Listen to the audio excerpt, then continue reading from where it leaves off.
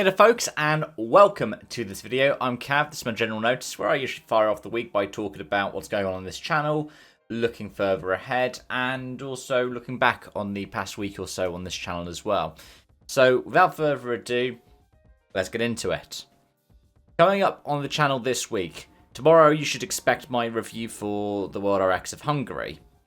Then on Wednesday, I reckon a preview for the London E-Prix and potentially a review of NASCAR at Dover. I need to sit down and watch that. Then on Thursday, I might be confusing and do a double header of reviewing the Spa 24 and previewing the Belgian Grand Prix. On Friday, I'm aiming to get out GT World Challenge at Misano, as well as potentially, if I can watch it, Palanga. I really enjoy that race. Looked very interesting this year, but I can't find a broadcast of it anywhere. Saturday, potentially a Super Saturday in a way. Super Formula at Fuji, which happened last week, and Supercars at Townsville. And then Sunday, the end of the Formula E season, the London E-Prix. I might end up going really late with the next general notice as well, because, well, Belgian Grand Prix review, got Rally Finland coming up, the Brickyard 400. I might push it to Wednesday, because if I push it to Wednesday, then I can push back the Super GT to next Saturday, and then, yeah. So, expect the next general notice next Wednesday. For the other channel, no stream this week, but I think I might do one on the weekend, but I haven't decided yet, because Prototype Challenge is on a rest week. Next Wednesday is the final round, the Silverstone 300 kilometers. But there should be a video out tomorrow for version 1.0 of Le Mans Ultimate, and you should get a series of shorts between videos as well. I've seen a couple of them, predominantly like the iRacing-y ones and the Stewardy ones. I've gotten quite a bit of traction. That's been quite a lot of fun. Anyways, I'm not going to do much of a channel update this week. Instead, let's just get into the articles, because there's quite a bit to talk about. I'm going to start off our talking about the wonderful world of motorsport with politics and election season. I don't think I've covered an FIA election quite as much as this, but I don't think there's been quite as much fanfare around one of these things for a long time. The last election cycle, it seemed pretty bolted on that Mohammed Ben Sulayem was going to be picking it up. He had a good slate around him, and yeah, really seemed to be a way of moving forward from the Tot regime rather than going almost continuity Tot, and Tot was seen as, in a way, continuity Mosley. But we do have this sort of showdown between Mohammed Ben Sulayem going for re-election and Tim Mayer challenging him. Now, one of the things that I've seen pop up a lot recently has been the conversation about F1 going back to V8s. And Ben Sulayem has steered into that because he's decided the way that he's going to almost try to save this presidency is through more populist efforts. I really like the fact that it's reflecting the madness of the real world of politics right now. Because what did he do? He concentrated a lot more power in the presidency. Started kicking out people he didn't like or pressuring them into a place where they felt like they'd have to resign. See the NDA conversation in February. See the buying World RX or just taking over World RX and running it internally. See the furore about WRC 27. See this about the F1 V8s. He's almost admitting that the 2026 rules aren't going to work as soon as 2026 rules come in, or whilst they're still planning for them. WRC 27 is just mess after mess after mess. It's not really clear what's going to happen, and you haven't got manufacturers signed on to it right now. Toyota's sort of committed, but M Sport aren't committed. Hyundai definitely aren't committed. So you're sort of hoping that aftermarket providers are just going to go in and go, yeah, we'll just bolt this to this. So whilst Stuart Codling's done a thing about why it might work, at the same time, in Sports Car 365, there's been an interview by John Dagias with Tim Mayer, who has just been like, well, he can't be the president of F1. He has to think about all these other bits and pieces. Because sports cars are in a golden era right now with LMH and LMDH. But as we'll get to later on, there are some question marks about the future of it as well. And with the Hypercar rule set having been extended, and it not being particularly clear what these extensions mean, in WEC you see the constant changing on how BOP is calculated. We had, what, 5 different systems the first 5 rounds? At least we had 4 and 4.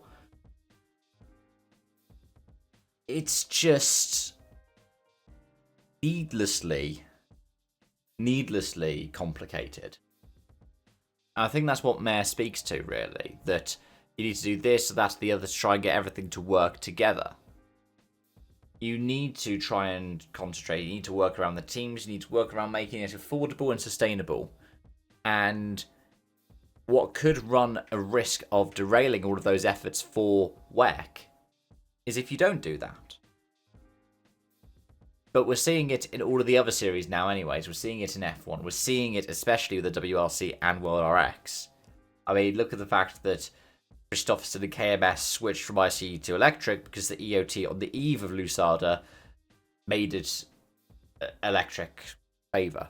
Almost to kind of harm KMS for building a good car. And Christopherson being unequivocally the best driver. Anyways, let's move on to the next bit.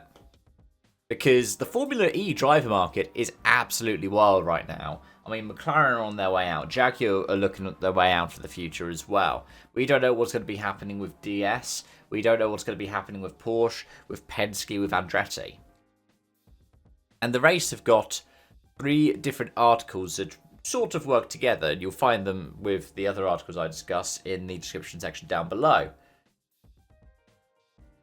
What's going to happen with the Formula E driver market? I mean, the race are outlining that depending on what happens between Antonio Felix da Costa and Porsche, which is depending on the whole Porsche going to pick up other drivers as well. I mean, you look at what's happening with Nick Cassidy.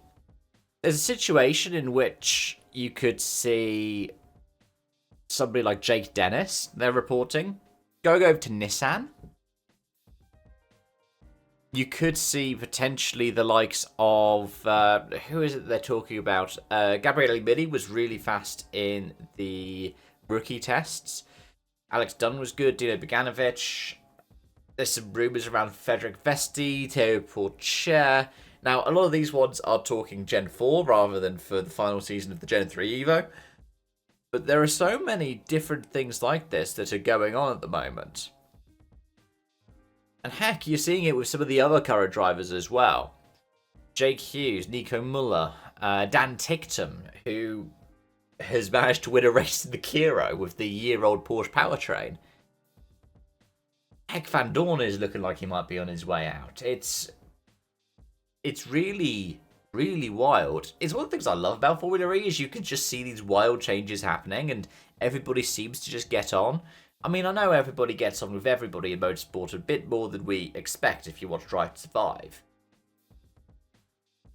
But it hasn't felt this up in the air, I would say, for about 5 years in Formula E. I mean, heck, in my preseason predictions, I think I said there'd be 25 different drivers this season. I think there will only be 24. Unless something wild happens the next couple of days for London. Yeah. If you have any ideas about what's going on with the driver market, do let me know. Because there's lots of different spinning plates from teams leaving, teams about to leave, or teams leaving the next season or two, teams rebranding, different allegiances going on, different powertrain swaps. It's just so hard to keep on top of all of it. It's also hard to keep on top of what's going on with Porsche in, well, sports cars. In particular with prototype machinery. Daily Sports Car and Sports Car 365 are both reporting that the 963 with Porsche Penske will continue next year. Both of them do seem to believe that it's going to continue through 2027, but then after that, a commitment to a factory or even this kind of Porsche Penske program for either WEC or IMSA is actually up in the air. And that sounds strange. Like, look at how domineering the start of the IMSA season was for PPM. Then you could also just look at the struggles they've been having in WEC thanks to BOP. What it seems to focus around is convergence. What Porsche want is for everybody to have the same sort of common platform to build off of. Right now, in endurance racing, you have LMDH and LMH. LMH is predominantly WEC. LMDH is predominantly IMSA.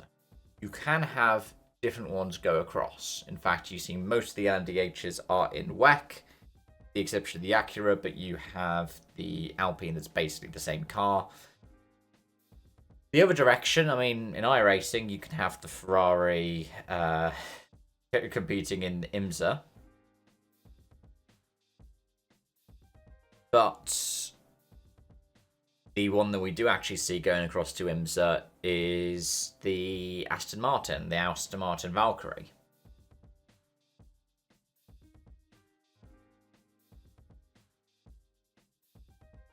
And I kind of get where Porsche are coming from with this. I do, because I would say that the LMDH formula works better. I think it works better for long-term sustainability. Granted, there are some manufacturers that prefer the LMH formula. And what this essentially boils down to is how much are the FIA and the ACO willing to pander to Toyota. And it sounds strange. Toyota is one of the best motorsport firms out there. They keep so many series running through their continual involvement. Heck, the WRC, they're the only one signed up to WRC 27. However, Toyota gets a lot of pull in places that it really shouldn't. And the WRC is a great example of that. Take the 2022 regs. Toyota wanted to pull out if it was going to be Rally 2 base with a hybrid bolted on. As a result, they went for, okay, just a slightly detuned what we have in the 2017 cars. When they were looking at changes for this year, which included the dehybriding, there were a bunch of other things they looked at, which included going to this original plan they had for the Rally 1 hybrid. And Toyota didn't like it. So they went with the dehybrided Rally 1 cars. They've been allowed a lot of pull in these regulations, and all it's meant is Hyundai have been up in the air in their commitment. Toyota have dominated the championships. M Sport has lagged behind development because it's not a works team. And we haven't got another works manufacturer in WRC. And I think that this kind of partnership idea works well in WEC. Especially if you want to have manufacturer involvement. If you hinge on manufacturer involvement, LMDH is good. Now, doesn't need to have a hybrid. That one, I think we could take it or leave it. But I think more common parts, common chassis with bodywork on top of it, I think that's the way to go. I know lots of people don't like spec formulas. But I think the sustainability in motorsport, best thing to have as a kind of compromise is to have some parts of it spec and some parts of it down to the manufacturer. I would say that's part of the reason why IMSA has been so successful with this GTP era. Because it hasn't had the same kind of chances the Hypercar have had. It hasn't had, Van Wall. It hasn't had the likes of Sotofrashini or Glickenhaus. But it hasn't had to be successful either. You can just have the cohort that you have in IMSA and be successful. WEC should be able to do that as well. And yes, you'll see the Ferrari and Toyota want to have it their own way. You can have ways of working around it. Heck, Ferrari kind of have with AF Corsa running it as the Ferrari de facto kind of factory thing. AF Corsa have done that for years. I mean, want to look at more historic cases, Automobilistics done a brilliant one about the Maserati MC12 GT1 car.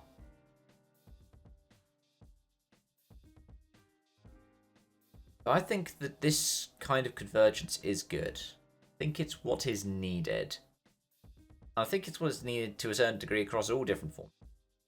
When you look at the things that had a meteoric rise, remembered for how brilliant they are, but then colossally fell off, usually to do with costs, it's because they didn't regulate it. The Super Touring, for example, where there was sometimes F1 level budgets. See Group C or Group B.